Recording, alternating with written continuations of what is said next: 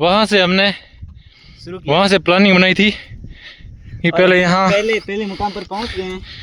दूसरा मुकाम दिख रहा है वहाँ उस साइड, वो जो वो आपको दिखाई दे रहा है, वो पहाड़ दिखाई दे रहा है।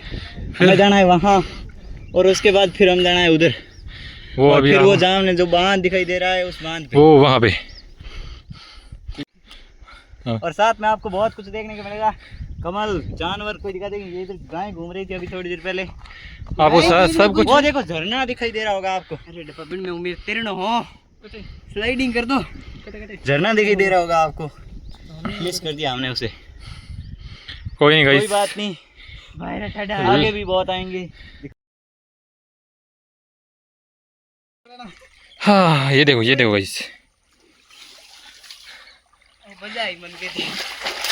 जगिया हाँ देख उधर देख, मैं एडवेंचर बताऊं, रियल लाइफ एडवेंचर। ओ ओ ओ चलो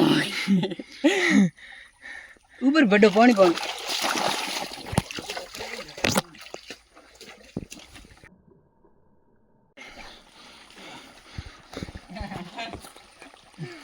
कौन सोचेगा कि ये जोधपुर है और राजस्थान है। सबसे बड़ी बात ये जोधपुर है, जोधपुर है, जोधपुर है।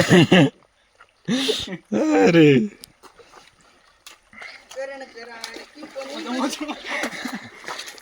पहली बंद अजी हूं जगियो दो हो सका आज स्लीप हो यार।